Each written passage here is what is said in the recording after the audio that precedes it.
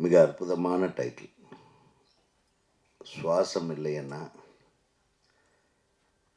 உயிர் இல்லை, சுவாசம் இல்லை என்றால் உணர்வு இல்லை, சுவாசம் இல்லை என்றால் காதல் இல்லை, அன்பு இல்லை, சுவாசம் இல்லை என்றால் அனைத்தும் ஜடமே. சரி, சுவாசம் என்றது அவ்வளவு உயிர் முக்கியமான ஒரு விஷயம். ஒரு உயிர் வாழ்வதற்கு இன்னைக்கு ஆக்சிஜனுடைய தேவையை பற்றி நம்ம எல்லாத்துக்கும் தெரியும். இந்த கொரோனா காலத்தில் ஸோ அந்த ஆக்சிஜனை விட முக்கியமானது அதான் அந்த சுவாசம். ஆக்சிஜன் மாதிரி அது எவ்வளவு முக்கியமானதுன்னா அதுதான் எல்லாமே, the core of the life. அந்த டைட்டில் வச்சது தான் காதல் படத்தை எடுத்திருக்காங்க. உண்மையாகவே இது பாராட்டுக்குரியது, வாழ்த்துக்குரியது. கண்டிப்பாக இந்த படம் இந்த சுவாசத்திற்காகவே வெற்றி பெறும். ரெண்டாவது, அப்படியே ஃபுல்லாக மலையாள கரையோரத்தில் நின்ன மாதிரி இப்படி திரும்பினாலும் மலையாள வாசனை பிரச்சனை. எங்களுக்கு மலையாளம் ரொம்ப பிடிக்கும். தமிழர்களுக்கு எப்போதுமே மலையாளிகள் தான் ஒரு விருப்பம். மலையாளிகளுக்கு தான் எங்களை பிடிக்காது, அதுதான் உண்மை. இது அதெல்லாம் உங்களுக்கு அங்கே பிடிக்கும், சரி அதை விடுங்க, அது பெரிய கான்ட்ரவர்சியாக இருக்கும். ஆனால் எங்களுக்கு மலையாளிகள்னா பிடிக்கும். அவ்வளவு அதாவது சின்சியாரிட்டி. ஒரு தொழிலில் ஒரு விஷயத்துக்கு எடுத்தோன்னா அது 100% அதை ஹானர் பண்ணுவாங்க. அந்த தொழிலில் ஒரு இன்றைக்கி கூட நான் மிகவும் இந்தியாவிலேயே பொறாமைப்படக்கூடியது மலையாள கலைஞர்களாகட்டும், மலையாள தொழில்நுட்ப கலைஞர்களாகட்டும், மலையாள நடிகர்களாகட்டும், அவங்கக்கிட்ட இருக்கிற ஒற்றுமை. அதில் ஒரு எல்லளவாவது நம்மக்கிட்ட இருந்தால் நல்லா இருக்குன்றது. அம்மான்னு ஒன்று வச்சுக்கிட்டு ஒரு ஆளுக்கு நியாயமான விஷயத்துக்காக போராடுவாங்க.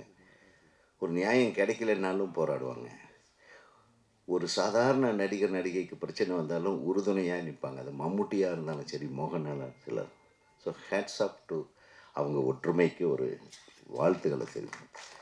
சில பேர் சில விஷயத்தை நம்ம கற்றுக்கணும். நிறைய பேர் நிறைய விஷயங்கள் இருக்குது இந்த உலகம் ஃபுல்லாகும். ஸோ மலையாள இண்டஸ்ட்ரியிலேருந்து நம்ம என்ன கற்றுக்கணும்னா அதெல்லாம் கற்றுக்கணும். அந்த சின்சியாரிட்டி, இந்த பிளானிங். ஒரு கதை எடுத்தால் அந்த கதைக்குள்ளேயே நிற்கிறது, கதைக்கு வெளியே போகிறது தான் நம்ம வழக்கமே. கதைக்கு கடைசி வரையிலும் வரமாட்டோம். வாங்கடா வாங்கடான்னு கூடுவோம். தமிழ் படம் எடுத்து எங்கடா கதைக்கே வரமாட்டேறானே, இன்டர்வியூ போட்டானே, அதுக்குள்ளே இதுக்கு மேலேயாவது கதை வருமானு நம்ம ஊடக நண்பர்களெல்லாம் உட்காந்து தேடுவாங்க. கடைசியில் ஒரு லைனில் சொல்லிடுவோம், அடா இதுக்காகத்தானா அப்படின்னு. ஆனால் அவங்க அப்படி இல்லை. ஒரு விஷயத்தை எடுத்தால் அது இன்னும் டவுட்டு புரட்டி போட்டு உள்ளே புகுந்து வெளியே வந்து அது ஒரு பெரிய பேச்சு பொருளாகவோ அல்லது ஒரு கருத்து பொருளாகவோ அல்லது சமுதாயத்தின் மையப்பொருளாகவோ விளங்கும்படியான ஒரு திரைப்படத்தை எடுக்கக்கூடியது மலையாள உலகினர்கள் இருக்காங்க. அந்த மாதிரி மலையாள இயக்குனர் தான் நம்ம தம்பின்னு நினைக்கிறேன். மலையாளி தானப்பா நீயும்?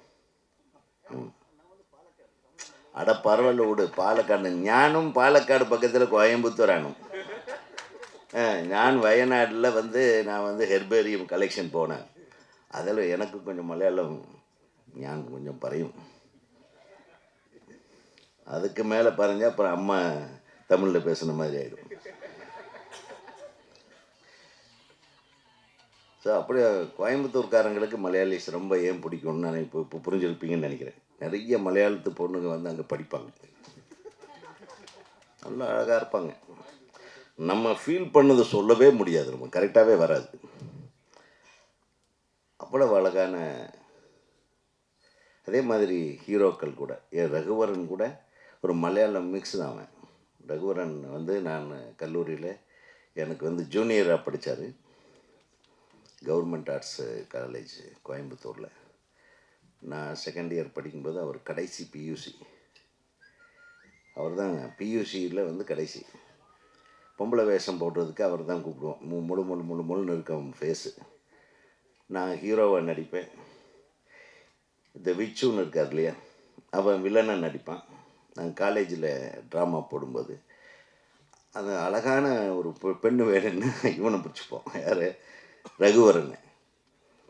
ரகுவரன் கொஞ்சம் ஹைட்டாக இருப்பான். அதுக்காக நான் பெரிய ஹீல்ஸ் போட்டுக்கிட்டு இப்படியே நடந்து கீழே எல்லாம் உளுந்து இந்த மாதிரியெல்லாம் சிக்கலெல்லாம் நடந்திருக்கு.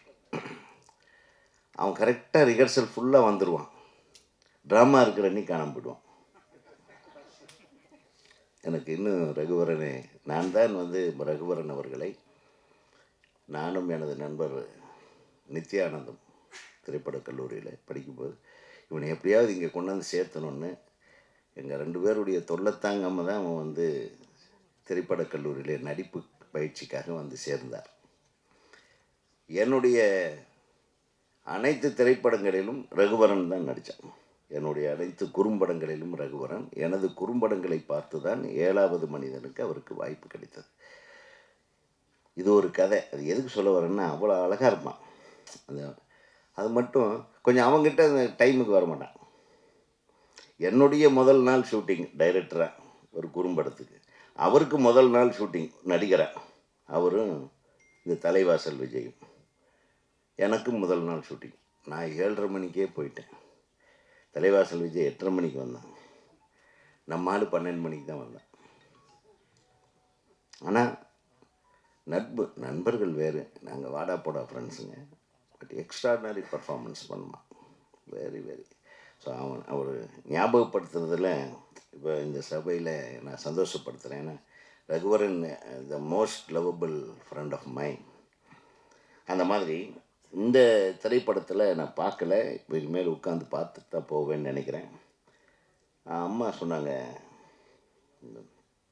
கவிஞர் சொன்னாங்க, கவிதாயினி சொன்னாங்க, அவங்க ஆல் லாங்குவேஜ் மாஸ்டர் போல் இருக்குது. நாங்கள் ஏதாச்சும் தமிழில் தப்பு கண்டுபிடிச்சிடாதீங்க. அவங்க சொல்லும்போது சொன்னாங்க, பெண்ணியத்தை நேசிக்கிறவங்க கொஞ்சம் அதிகமாக இருக்குது, அதாவது பெண்களை காட்டுறதை கம்மி பண்ணுங்கன்னு. அம்மா, நாங்கள் காட்டுறதை விட பெண்களே நிறைய காட்டிகிட்ருக்குறாங்க. இப்போ நீங்கள் எடுத்தீங்கன்னா நமக்கே மனசு வர மாட்டேங்குது ஆஃப் பண்ணுறதுக்கு. உண்மையிலுமே நீங்கள் முகநூல், இந்த ஃபேஸ்புக்கு, இதுல எல்லாம் போங்க, இன்ஸ்டாவில் எல்லாம் போங்க. நீங்கள் இதை எங்ககிட்ட சொல்லாதீங்க, அவங்கக்கிட்ட தான் சொல்லணும்.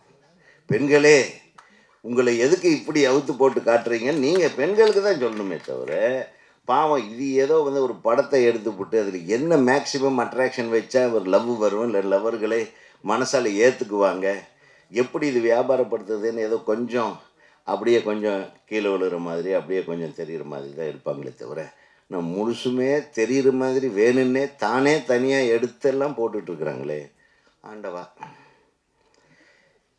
இப்போ யார் காப்பாற்றுறது? தமிழ் சினிமாவையெல்லாம் நம்ம காப்பாற்றிடலாம். ஆனால் இந்த முகநூலை பார்க்குறவங்கள யார் காப்பாற்றுறது? கரெக்டா? அதில் எப்படி தெரிகிற மாதிரியே எப்படி ட்ரெஸ் போடுறதுன்றதை ஆராய்ச்சி பண்ணுவாங்க போல ஒவ்வொரு பெண்களும்.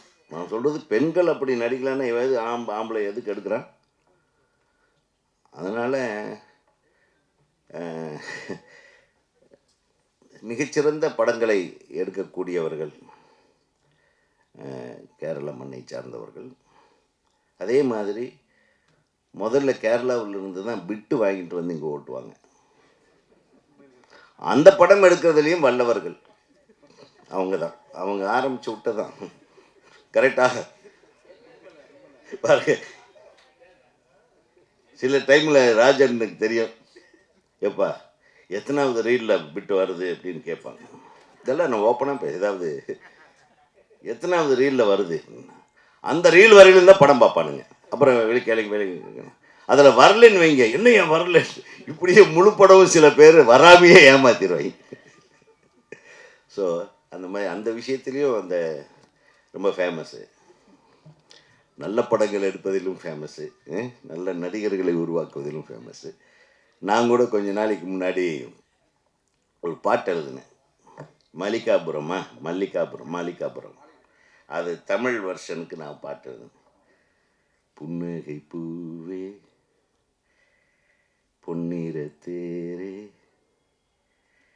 பொங்கிடும் பூங்காற்றே தந்தன நானே. அந்த பாட்டு பெரிய ஹிட்டு. எதுக்கு சொல்ல வரேன்னு மியூசிக் டைரக்டர் யார்? ஞானும் பாட்டு எழுது.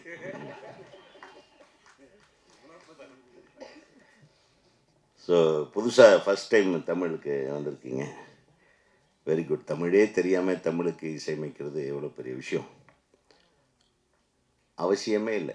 நீங்கள் எல்லோரும் சொல்லிகிட்டு இருந்தீங்க மலையாளத்தில் எனக்கு மலையாளம் தான் பேசுவேன். கலைக்கு மொழி கிடையாது. there is no language for art. இந்தியாவிலேயே முதல்ல எல்லாரும் சொல்கிறாங்க நம்ம இன்றைக்கி என்ன இந்தியா, பேன் இண்டியா முதல் படம் வந்து எடுத்தது நம்ம எஸ்.எஸ். வாசன் தான். சந்திரலேகா வந்து இந்தியா ஃபுல்லாக ரிலீஸ் ஆச்சு. So first pan India film வந்து சந்திரலேகா தான். அதனால் இன்றைக்கி யாருமே எதுவுமே புதுமை பண்ணிடல. அன்றைக்கே விட்டலாச்சாரியார் பறக்கும் தட்டை விட்டார்.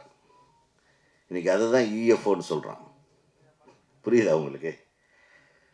ஸோ நம்ம தமிழ் இண்டஸ்ட்ரி, நம்ம சினிமா இண்டஸ்ட்ரி, நம்ம சவுத் இண்டியன் ஃபிலிம் இண்டஸ்ட்ரியும் சரி, we have done everything.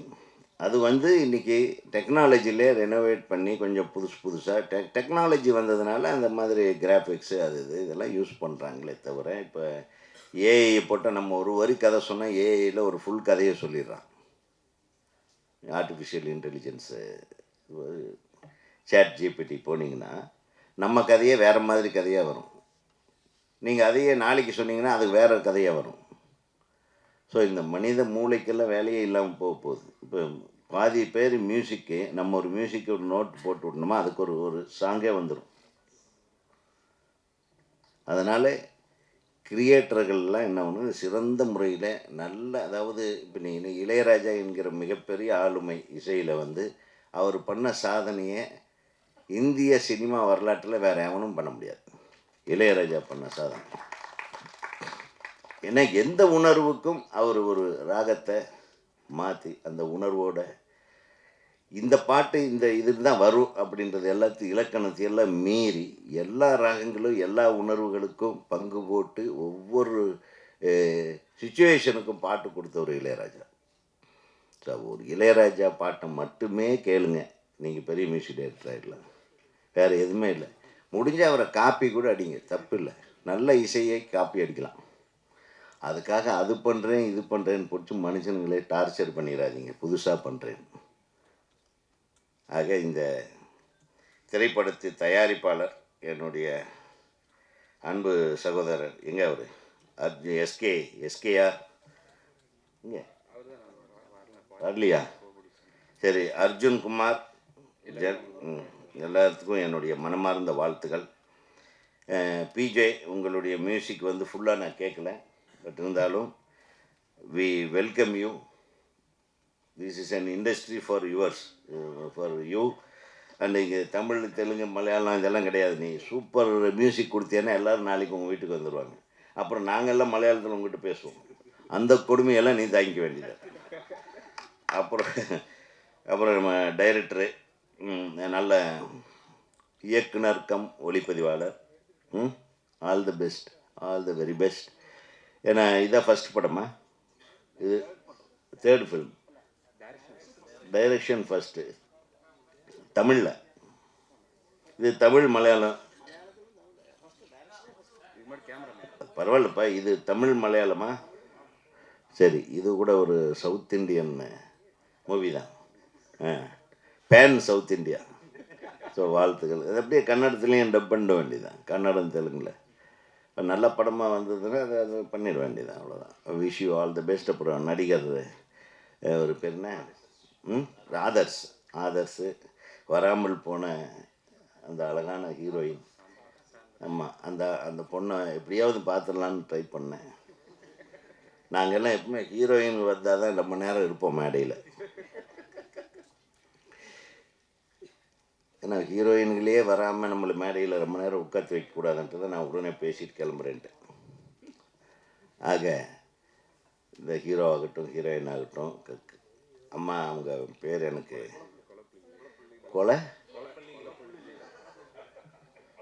கொலைப்பாதீங்கப்பா. சரி அம்மா லீலா அம்மாவுக்கு என்ன கொலை பண்ணி கொலகாரிம்மா என்ன யாது கொலப்பள்ளியா? கொலம்பள்ளியா கொலப்பள்ளி? கொலப்பள்ளி ஊரா? போரூர். ஓகே.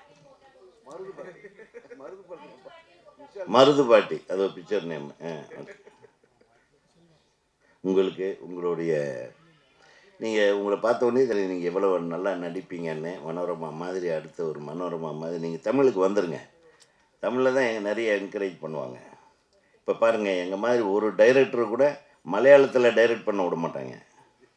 நான் எதுக்கு சொல்ல வரேன்னா, ஒரு டைரக்டர் தப்பி தவறி அது மலையாளத்தில் படம் பண்ண ஒரே டைரக்டரு பேரரசு தான். பேரரசு ஒரு மலையாள படம் டைரக்ட் பண்ணியிருக்கார். ஆனால் எத்தனை மலையாளிஸ் இங்கே டைரக்ட் பண்ணுறாங்க பார்த்துருக்கீங்களா? எங்கள் தமிழ்நாடு எல்லாத்தையும் வரவேற்கும். நான் போய் மலையாளத்தில் ஒரு படம் பண்ணவே முடியாது. அது எப்படி அந்த படத்தை நிறுத்துறதுன்றது கரெக்டாக பிளான் பண்ணி நிறுத்திடுவாங்க. அதுக்கு எனது வன்மையான கண்டனத்தை தெரிவிக்கிறேன். ஏன்னா எல்லா டைரக்டர்களையும் நம்ம கூப்பிட்டு பாராட்டி வாழ்த்தி அந்த மேனன் வா இந்த மேனன் வா அப்படின்னெல்லாம் சொல்லி இல்லையா ஐயா? கரெக்டா? எத்தனை பேர் லாலு, ஜோஸு, ஏகப்பட்ட மலையாளம் இயக்குநர்களை நாங்கள் வரவேற்று கொண்டாடி இருக்கிறோம். ஆனால் ஒரு டைரக்டர் கூட மலையாளத்தில் தமிழ் டைரக்டரை மலையாளத்தில் டைரக்ட் பண்ண விடமாட்டேன்றீங்க. இதை நீங்கள் அங்கே போய் பேசணும். பாலு மகேந்திரா சார் கொஞ்சம் பாதி மலையாளம். ஆள் யாருக்கிட்ட விட்ற நீ?